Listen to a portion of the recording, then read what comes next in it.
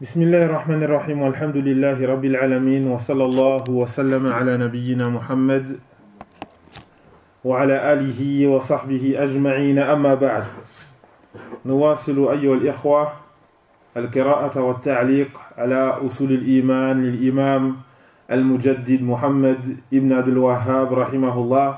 On continue, chers frères, la lecture et le commentaire du livre Les fondements de la foi de l'imam Muhammad ibn Abdul Wahhab rahimahullahu ta'ala.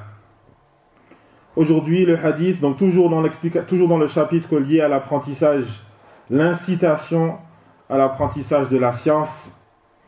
Aujourd'hui le hadith numéro 114. L'auteur qui nous dit wa an ibn Abbas radiyallahu anhuma qala Rasulullah sallallahu alayhi wa sallam من قال في القرآن برأيه فليتبوأ مقعده من النار رواه الترمذي. Selon Ibn Abbas radiyallahu anhuma, qui dit que le messager d'Allah sallallahu alayhi wa sallam a dit: celui qui dit du Coran, c'est-à-dire ici celui qui explique le Coran en se basant sur son avis, sur son opinion, alors qu'il prépare sa place dans le feu, rapporté par At-Tirmidhi.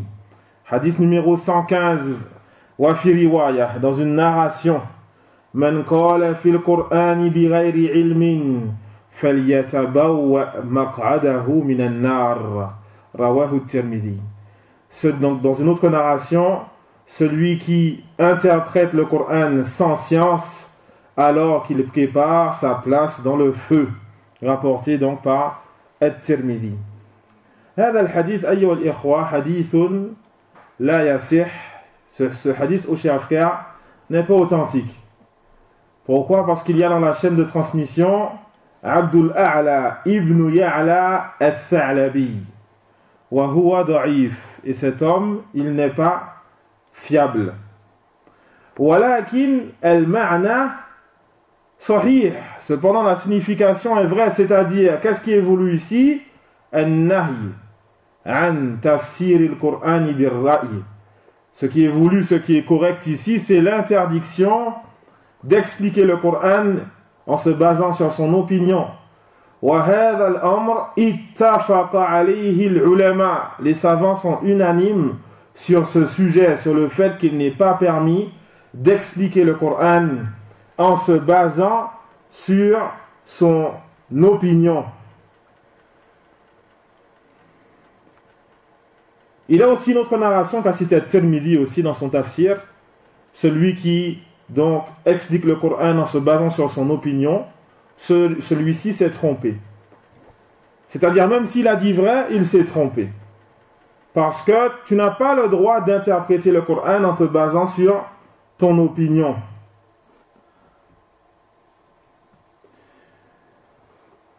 وجاء عن أبي بكر الصديق رضي الله عنه أنه قال أي أرض تقلني وأي سماء تذلني إن قلت في القرآن بما لا أعلم.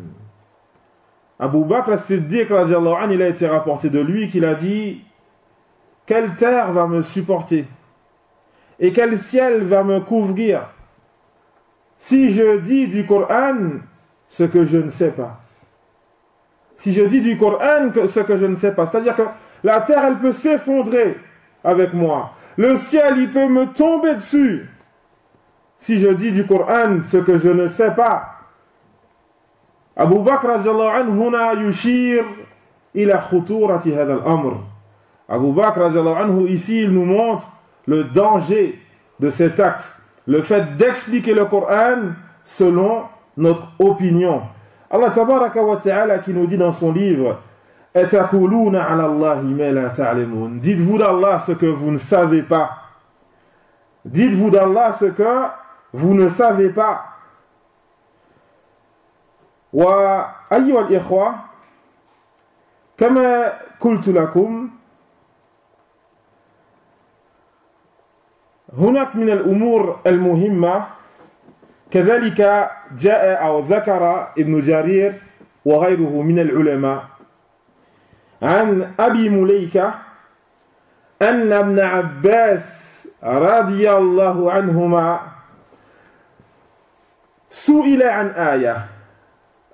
Ibn Jarir ainsi que d'autres savants, d'ailleurs Ibn Kathir aussi l'a cité dans son tafsir, que Ibn Abbas radiallahu anhuma, il fut interrogé concernant un verset. Cette parole de Abu Mulaika qui nous rapporte cela. Abu Mulaika qui nous dit Ibn Abbas turjumanul Qur'an. Donc celui qui est connu pour l'explication du Coran, le prophète sallallahu alayhi wa sallam a invoqué pour lui concernant la compréhension du Coran. Allahumma faqihu fi din. Oh Allah, accorde-lui la compréhension de la religion. Wa allimhu ta'wil. Et enseigne-lui l'interprétation. Ibn Abbas, très connu donc dans l'interprétation du Coran, il fut interrogé concernant un verset. Abu Mulaika, lorsqu'il nous rapporte cela, il nous dit si l'un d'entre vous était interrogé concernant ce verset, il aurait parlé. Il aurait dit oui, l'explication du verset c'est ça, c'est ça, c'est ça. وابن عباس أبى أن يقول بالقرآن في القرآن بما لم يعلم. Ibn Abbas, lui, il a refusé d'expliquer le Coran alors qu'il ne sait pas. Il a refusé de parler du Coran dans un sujet qu'il ne connaît pas. جاء في رواية أن رجلا جاء إلى ابن عباس. Dans une narration, il a été rapporté donc qu'un homme est venu voir Ibn Abbas radiyallahu anhuma et qu'il l'a interrogé concernant la parole d'Allah tabaraka wa ta'ala يوم كان مقدار ألف سنة. Un jour qui donc est dénombré en 1000 ans. Un jour qui représente 1000 ans. Donc cet homme a interrogé Ibn Abbas concernant ce verset. Alors Ibn Abbas, il a répondu en disant فَمَا يَوْمٍ كَانَ مِقْدَارُهُ خَمْسِينَ أَلْفَ سَنَةٍ. Alors, que dire de un jour qui représente 50 000 ans? Donc ce monsieur, la personne qui est venue voir Ibn Abbas, interroge concernant un verset où il est cité un jour qui représente 1000 ans. Ibn Abbas, il lui cite une réponse où lui dit que dire d'un jour qui représente 50 000 ans. Alors l'homme il dit à Ibn Abbas, innama sa'altuka lituhaddithani. Certes, je t'ai interrogé afin que tu me donnes la réponse. Ibn Abbas, radiyallahu anhuma, il a dit, huma yawmani dhakarahuma Allahu fi kitabihi Allahu a'lamu bihima. Il a dit, ce sont 2 jours que Allah a cités dans son livre et Allah est plus savant de ces 2 jours-là.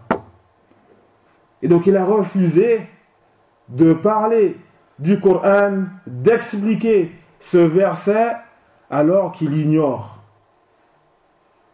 Et donc c'est important, chers frères, que nous aussi on adopte cette méthodologie.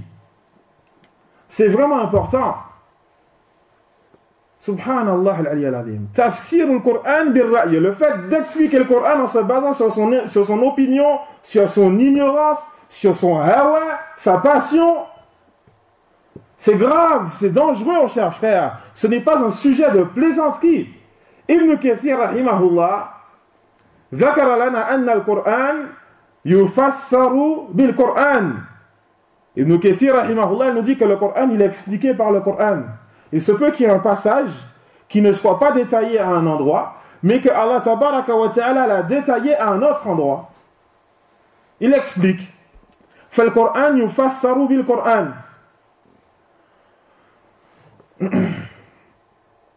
وكذلك القرآن يفسر بالسنة. Et aussi le Coran va être expliqué par la sunna. Allah tabaraka wa ta'ala a envoyé son prophète afin qu'il explique le Coran. والقرآن يفسر كذلك بأقوال الصحابة. Le Coran aussi va être expliqué par les paroles des compagnons. هم الذين عاشوا رسول الله صلى الله عليه وسلم. Ce sont ceux qui ont vécu avec le prophète sallallahu alayhi wa sallam. Darasu indahu. Ils ont étudié chez lui. Et donc il leur a expliqué le Coran. Il nous rapporte donc ses explications. وكذلك ذكر العلماء ومنهم ابن كثير رحمه الله أن القرآن أيضا يفسر بأقوال التابعين. Le Coran va être expliqué aussi par les paroles des tabi'in. La génération d'après, ce sont ceux qui ont donc étudié chez les compagnons. Par exemple, on a Mujahid. Mujahid, huwa min tullab ibn Abbas radiyallahu anhuma. Mujahid qui fait partie des étudiants de Ibn Abbas radiyallahu anhuma. Mujahid qui dit Aradtu al-Qur'an ala Ibn Abbas thalatha aradat. Il dit j'ai lu le Coran sur Ibn Abbas 3 fois. 3 fois j'ai lu le Coran en entier. Et à chaque fois, je l'interrogeais sur chaque verset. Sur chaque verset, je l'interrogeais. Il y a un autre qui dit j'ai vu Mujahid interroger Ibn Abbas radiyallahu anhuma concernant le Coran. Ibn Abbas yaqulu lahu uktub. Ibn Abbas lui dit écris. Et il écrivait jusqu'à ce que Mujahid ait fini tout le Coran comme ça. Tout le Coran comme ça. Voilà pourquoi Sufyan al-Thawri rahimahullah, il nous dit idha ja'aka tafsir an Mujahid fa hasbuka bih. Si le tafsir de Mujahid il te parvient, alors cela te suffit. Pourquoi? Parce que Mujahid il l'a pris de Ibn Abbas radiyallahu anhuma, et Ibn Abbas qui l'a pris du prophète sallallahu alayhi wa sallam. ومن هنا أيها الإخوة يفهم الخطأ الذي وقع فيه بعض الناس. Et ici on comprend, chers frères, l'erreur dans laquelle sont tombées certaines personnes. من التفسير تفسير القرآن بالرأي. Ceux qui vont expliquer le Coran avec leur opinion, ce qu'on a aujourd'hui, la science, et oui, la science, elle nous montre que tel verset, ça veut dire les rayons du soleil, les trucs qu'il y a sous la terre, les plaquettes, et. Même qui t'a dit ça? Qui t'a dit ça? Ouais, mais c'est l'avancée de la technologie. Oui, la technologie, aujourd'hui, elle te dit ça, demain, elle te dit autre chose. Tu fais comment demain?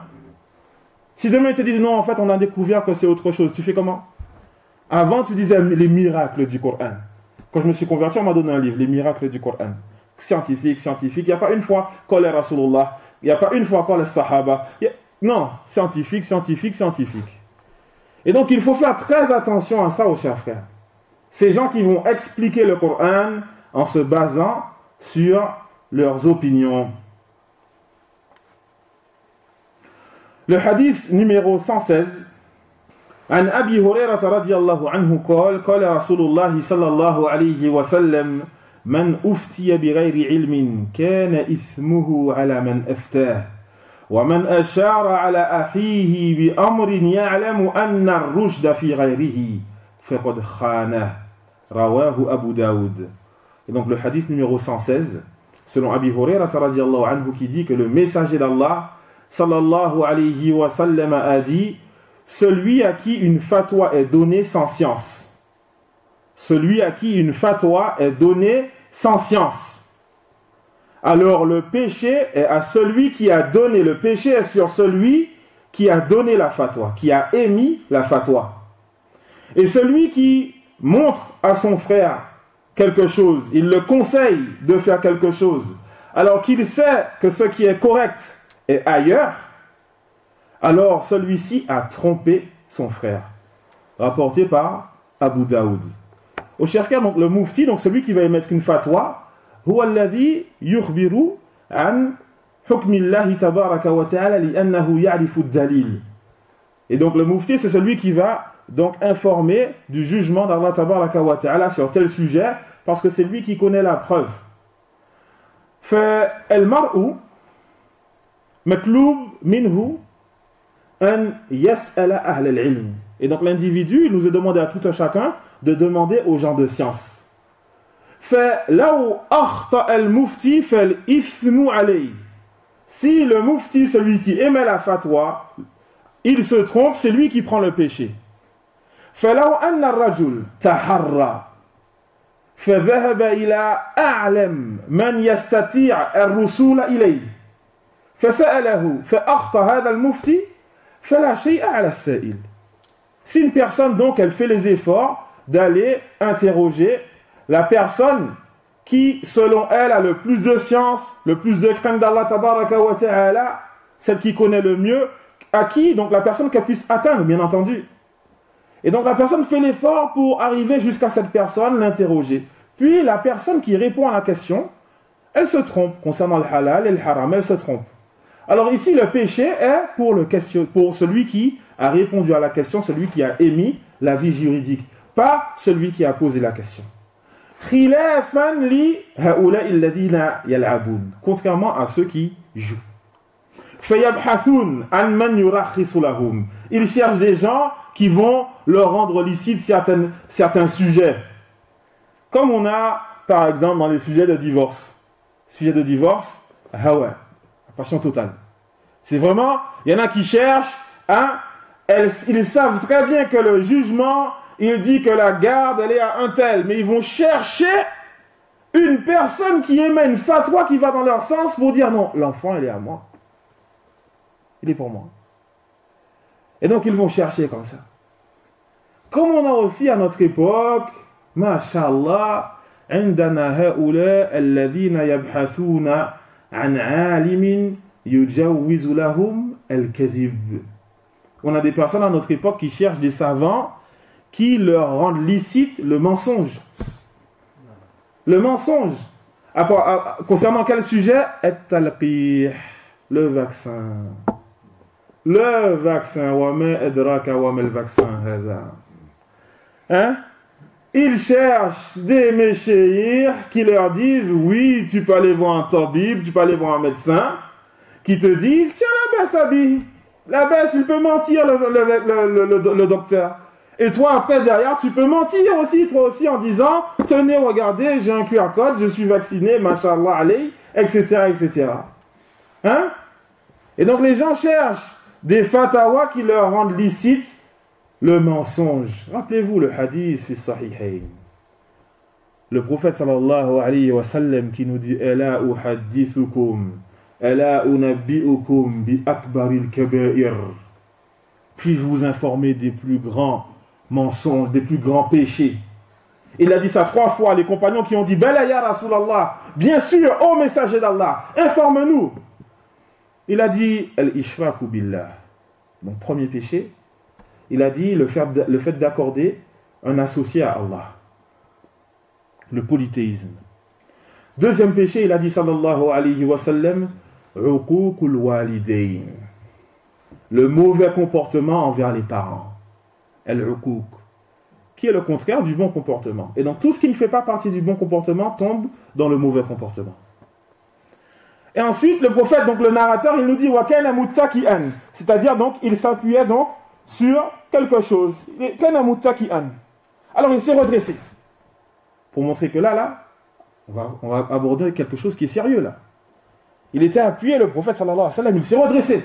Et il a dit, et là, encore le zour. Certes, la parole mensongère.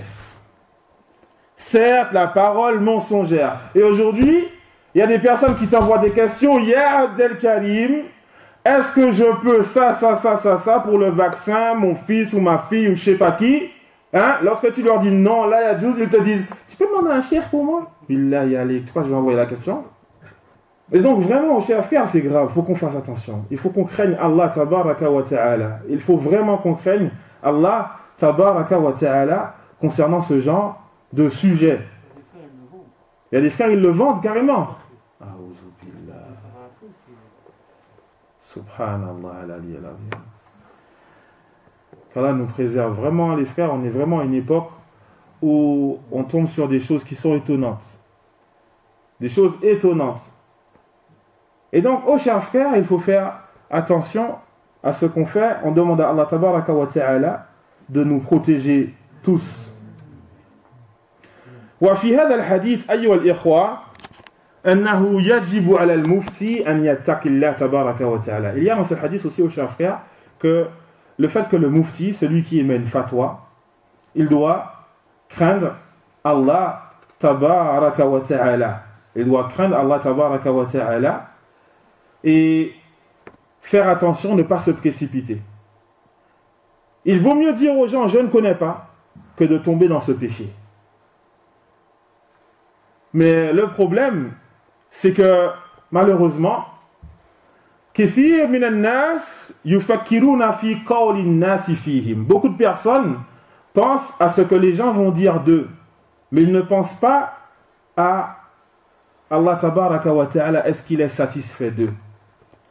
Alors, Inch'Allah ta'ala, on va ici rapidement voir quelques paroles importantes. لأن السلف كانوا يكرهون ذلك. Les salafs, ils détestaient cela. وكان السلف يحبون لا أدري. Les salafs, ils disaient, ils aimaient dire لا أدري, je ne sais pas. فسئل الإمام مالك عن مسألة فلم يجب عنها. L'imam Malik rahimahullah, l'imam des imams, il fut interrogé concernant un sujet, il n'a pas répondu. فقيل له إنها لمسألة خفيفة. Alors il fut dit à l'imam Malik, certes c'est un sujet qui est simple, c'est une question simple, tu peux répondre. فغضب الإمام رحمه الله. Alors l'imam Malik il s'est énervé. وقال ليس في العلم شيء خفيف. Il n'y a pas dans la science quoi que ce soit qui soit léger. Allah tabaraka wa ta'ala qui a dit Inna senulqi alayka qawlan thaqila. Certes, nous allons faire descendre sur toi une parole lourde. Il n'y a rien dans la science qui soit léger ou qui soit donc petit. Non, tout est lourd. Il s'est énervé, l'imam Malik rahimahullahu ta'ala, concernant ce sujet. Wa qala al-imam Malik ma aftaytu hatta shahida li sab'una anni ahlun lidalik. Il dit, je n'ai pas émis de fatwa jusqu'à ce que 70 savants attestent que j'ai la capacité de le faire. Attestent que j'ai la capacité de le faire. Aujourd'hui, mashallah, ça fuse les fatwas. Ça fuse. Ibn Mas'ud, radiyallahu anhu, ou alors avant d'arriver à Ibn Mas'ud, on va voir encore donc une parole de l'imam Malik, rahimahullah. Et cette parole, elle est très connue. Ja'a ilayhi rajulun min ba'id. Un homme est venu voir l'imam Malik et il venait de loin, cet homme. Wa sa'alahu an arba'ina mas'ala. Il a interrogé l'imam Malik concernant 40 sujets. Fa'aftahu fi arba'. L'imam Malik, il a répondu à 4 questions. 40 questions qui lui sont posées, il a répondu à 4. Et les autres, il a dit, la adri. Je ne sais pas. Alors la personne qui interroge, elle lui dit, mais je viens de loin. Qu'est-ce que je vais dire aux gens? Ah, la fitna. Qu'est-ce que les gens vont penser de toi? L'imam Malik, il lui a dit, irkab rahilatak, monte sur ta monture, idhab ila baladik, va dans ton pays, wa kulli nas inna malikan la yadri. Va dans ton pays et dis aux gens que le Malik, il ne sait pas. Va dire aux gens que le Malik ne sait pas. Khalas, intaha, c'est fini. C'est ça les ulama. C'est ça les ulama. À notre époque, on est gêné de dire je ne sais pas. Ah, ça fait mal. Parce que justement, c'est nous qui réellement nous ne savons pas.